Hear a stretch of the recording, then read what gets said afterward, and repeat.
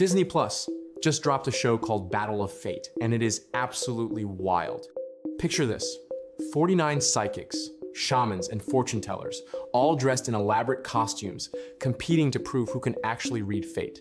And in the very first round, one contestant is handed nothing but a photo of a deceased person and their birth and death dates. That's it.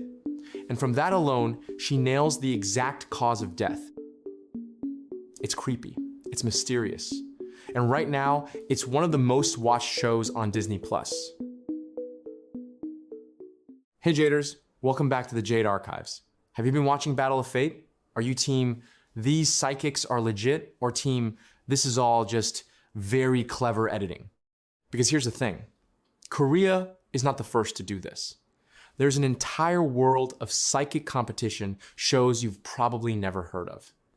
And tonight, we're diving in. The psychic game in the East.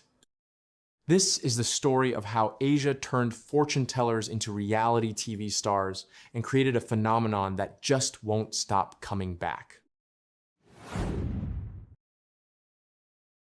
Battle of Fate premiered on February 11th, 2026, and immediately hit #1 on Disney Plus in both Korea and Taiwan.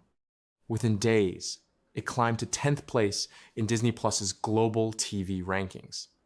And it's made by the same production team behind the popular Netflix's reality show Culinary Class Wars. Now let's talk scale, because this show does not hold back.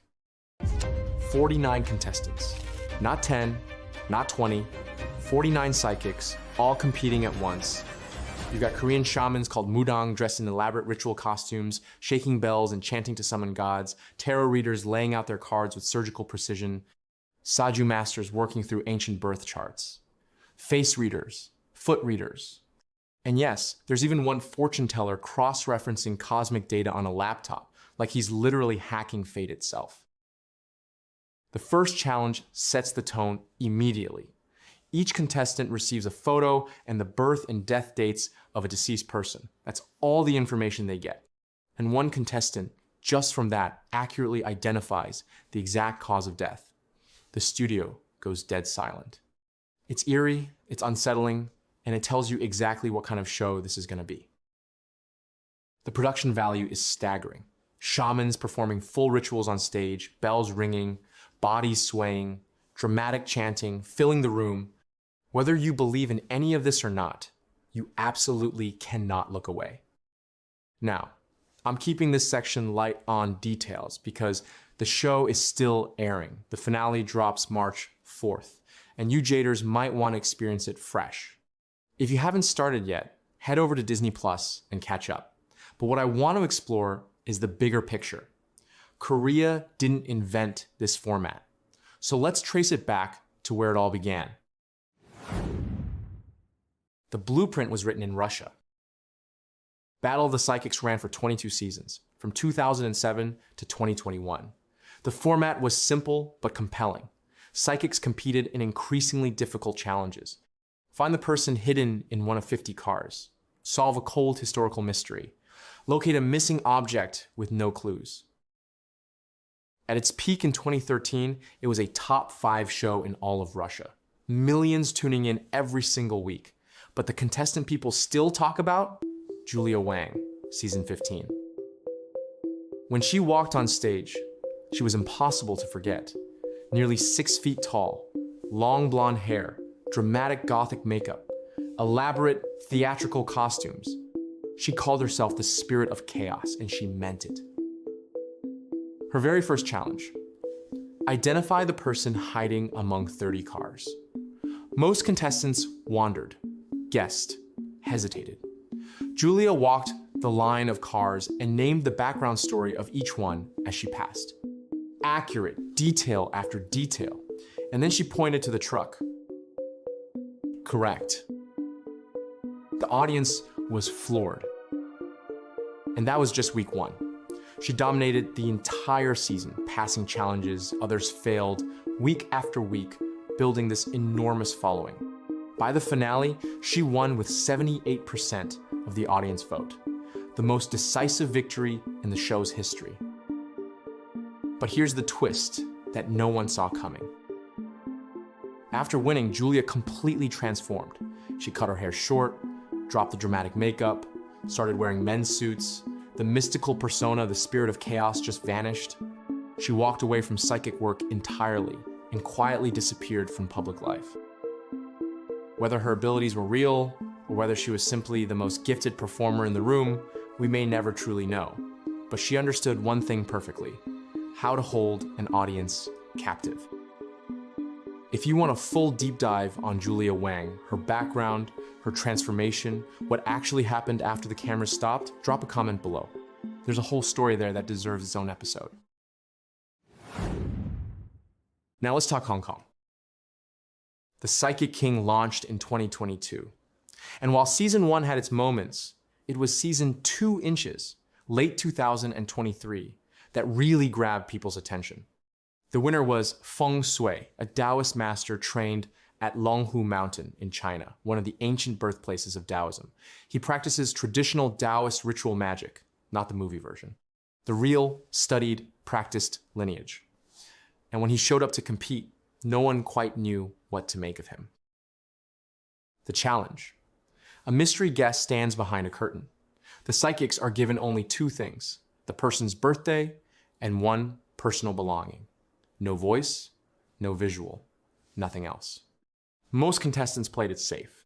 Vague, broad readings. This person is probably in the entertainment industry.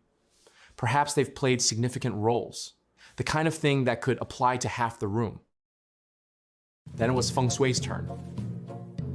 In 10 minutes, he laid out details so specific, so precise, that the mystery guest sitting completely hidden behind that curtain reportedly couldn't believe what they were hearing. When the reveal finally happened, even the judges looked stunned. The guest's jaw literally dropped. By the end of season 2, Feng Shui was the undisputed champion. And the story didn't end there. In June 2025, Hong Kong launched a follow-up show called Academy of Superpower, where Feng Shui returned as one of the masters, assembling a team and coaching students through competition.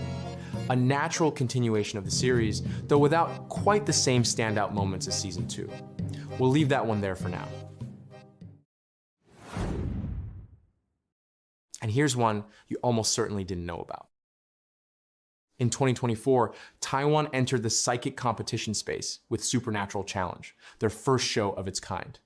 Produced by EBC Super Channel, hosted by popular YouTuber Joeman, the show brought together 30 contestants from across different spiritual traditions: spirit mediums, I Ching readers, tarot practitioners, all competing to prove who carried the strongest abilities. The format felt familiar, but with a distinctly Taiwanese approach. 7 challenges built around real-life difficulties, hidden illnesses, fractured relationships, and even an unsolved haunted house case. The very first episode, 7 taxis. One driver had experienced genuinely traumatic supernatural encounters. The psychics had to identify which taxi just by standing near the cars.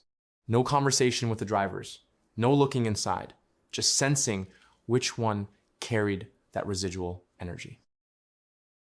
And Jaders, if that challenge sounds familiar, it should. It's a direct echo of the Battle of the Psychics, season 15 format from Russia. A nice little nod to where this whole genre began. What I appreciated most about Supernatural Challenge was that they brought in both sides of the conversation. Alongside the believers and the practitioners, they included a counseling psychologist and skeptic voices people offering logical, scientific frameworks for what the audience was watching. It kept the show grounded in a way that made the genuine moments land even harder. Russia ran it for 22 seasons. Korea just launched the most ambitious version yet on Disney+. Hong Kong ran 2 seasons. Taiwan built their own from scratch in 2024. This format keeps returning. Different countries, different decades, different production styles. And yet the core question at the center of all of them never changes. Why does it keep working? Let me give you my honest take. Part of it is the same reason we love magic, shows that rush of watching someone do something that shouldn't be possible. But here's a crucial difference. When a magician pulls off a trick, we know it's a trick. The wonder is in the craft. But a psychic, some people genuinely believe. And that belief, that possibility, however small, makes everything 10 times more dramatic. You're not just watching a performance. You might be watching something real. That uncertainty is electric. Then there's the cultural dimension, and I think this is huge, especially for Asian audiences. In Chinese culture, feng shui isn't a quirky superstition. It's a centuries-old system that shapes how people build homes, run businesses, and plan their lives. Ancestor worship is deeply embedded. Many Chinese families genuinely believe the quality of their ancestors' tombs affects the fate of their descendants. And it's not just Chinese culture. Across Asia, nearly every country has its own spiritual rituals, its own tradition of people who mediate between the visible and invisible world. Korean mudang, Taoist masters, spirit mediums. These aren't fringe beliefs, they're woven into the cultural fabric. So when these shows put those practices on stage, audiences aren't watching something foreign and exotic. They're watching something they grew up with. That's a very different kind of engagement. And then there's something I think we don't talk about enough. People are desperate. Modern life is exhausting. The pressure is relentless. And when conventional solutions stop working, when medicine, therapy, logic, and hard work still leave you stuck, people start looking elsewhere. They turn to the spiritual, to the metaphysical, to anyone who might see something others can't. That's not weakness, that's just human. So when someone watches Battle of Fate or The Psychic King, they're not just watching a competition. They're quietly asking, could this person help me? Maybe one day if things get hard enough, they'll reach out. They're watching to find who the real ones are, who to trust when the moment comes. And that's why the skeptics and the debunkers haven't killed this genre, even after all these years. Because for a significant portion of the audience, the question isn't, is this real? The question is, how real, and which one? So, Jaders, where do you land on this? Are these abilities genuine? Is it cold reading and careful editing? Or is the truth sitting somewhere in that gray zone the way it usually does? Drop a comment and let me know.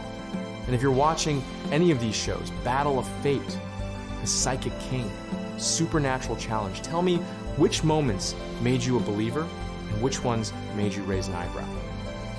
Until more stories untold and Jade Unfold, see you next time.